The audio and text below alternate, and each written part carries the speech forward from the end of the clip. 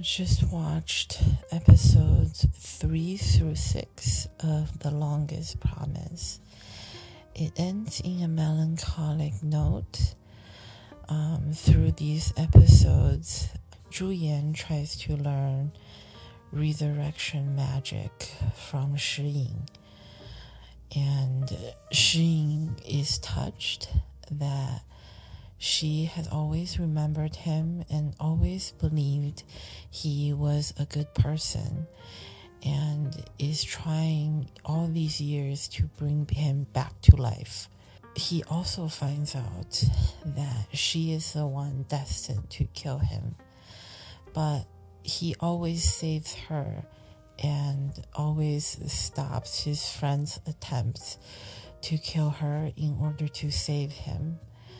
And in doing so, he said some very, very harsh words to her that created a new misunderstanding between him and her. And Zhu Yan is slightly falling for the new Shi Ying, who is actually the same person as the crown prince she met 5 years ago. But she does not know yet. Does not know his true identity and does not know that she is falling for him. So I'm curious how that misunderstanding will get resolved. And on a happier note, I think the teacher of Shi Ying in these episodes are kind of funny because he keeps trying to make Shi Ying into a hateful person who will then be his pawn in a way to avenge his love, which is Shi Ying's mother, it seems like. And every time he tries to do that, Shi Ying does not behave in the way that he expects. So he let Shi Ying see how all these court officials and nobles were speaking ill of his mother, even though she just died and has never done anything wrong. And they deny her even the right to have her burial ground. And Shi Ying almost got consumed by hateful energy, but he was saved by Zhu Yan and became determined to live as his mother wishes, which is to become a powerful person who is able to protect the world and its people. So his teacher is like, oh no, he didn't fall for it. How did that happen? And then he's like, oh, I'll let him see how revered his younger brother is now, because everyone believes he will be the new crown prince, and I will let him see what he is losing. And when Shi Ying got the chance to see his younger brother, all he was being really proud and being like, oh, I'm really glad he grew up well and is a nice young man now. So the teacher failed to instill hate into Shi Ying again, which is kind of cute. The political intrigue part is still kind of childish, just like in the first 3 episodes. It's not a big deal because it's a very small part in, I think, episode 3. I'm not even gonna go into it because it's among the side characters. But I think it does show that the author of the original novel isn't super skilled in writing court intrigue, which is okay because these things are kept to a minimum. But this does lead me to think about whether or not it is a good thing that Xiao Zhan accepts a costume historical fairy drama like The Longest Promise. I think when I first heard that he was accepting the drama, I was excited and happy. And I disagreed with people saying that, oh no, he has to do serious drama now. If he wants to be a serious actor, he shouldn't act in idol historical costume dramas. I still disagree with that sentiment because as long as a story is a good story and he likes it, then it's a great project to take on. But after watching Youth Memories and then watching The Longest Promise immediately after, I do feel sure now that different genres have different difficulty levels for acting skill, and it is true that idol dramas, especially idol historical costume dramas, require the least amount of acting skill. Of course, acting skill is still needed in idol costume dramas, and there are lots and lots of people who cannot do it well. But I think because it is set in a fantasy world where it is relatively easier to appear natural and where a lot of emphasis is put on love and being beautiful and looking good in the costumes, that as long as you are a good looking person and you put in the effort, you are able to do well in an idol costume drama. Don't get me wrong, I am still extremely happy that Xiao Zhan took on The Longest Promise. I get a lot of joy from looking at him and seeing how beautiful he is and seeing how much he has grown as an actor.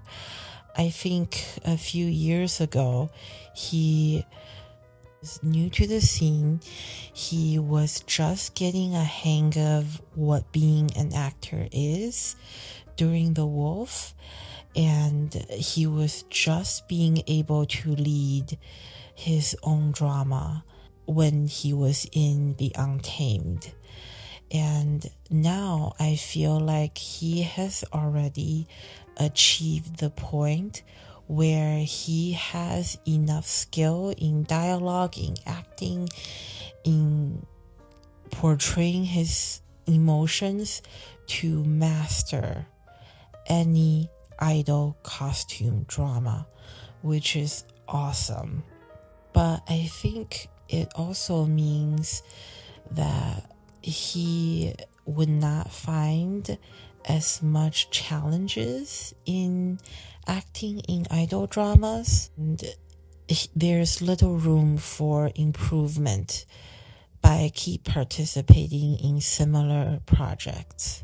So I'm kind of excited to see in the future what new projects he will be taking on.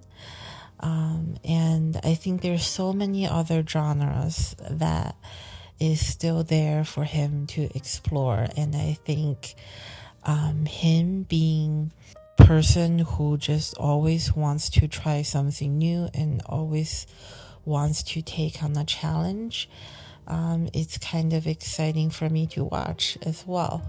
But as a fan, I can't help but unnecessarily worry about things that I can't control also. One behind the scenes clip in The Longest Promise kind of made me a little bit worried is I think there was a scene where Xiao Zhan did a crying scene, and after he did that, the director was like, oh my god, that was so good. I could not imagine that scene being done better ever.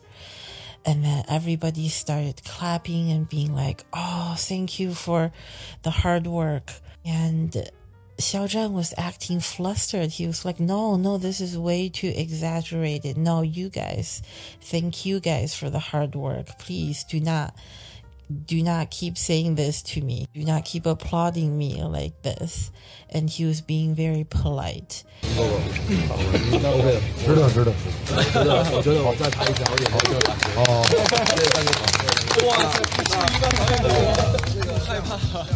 谢谢，谢谢各位。 And while I'm really proud of him for being so polite and being so full of humility, I do think this is not a good environment for a blossoming actor, because I don't know what the filming process was like at all, but from the scene, it makes me think that there is a possibility where this crew was not one that was very strict with the actors and very willing to keep challenging them and pointing out things that were either their mistakes or things that they could do even better. And instead they're more of, oh my god, you did this, woohoo, good job, you're so awesome, you're so good. You know, that kind of environment we've all heard of. It's very common among celebrities and actors who are extremely popular.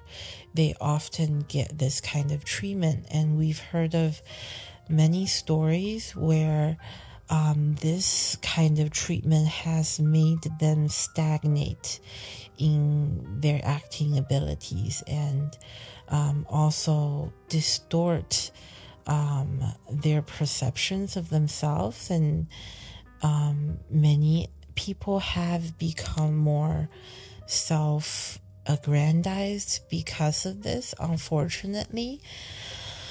I do not believe Xiao Zhan is like that at all, because part of it is just faith, but also I think in his interviews and also just knowing what he has gone through, just huge ups and huge downs, that was extremely difficult to overcome.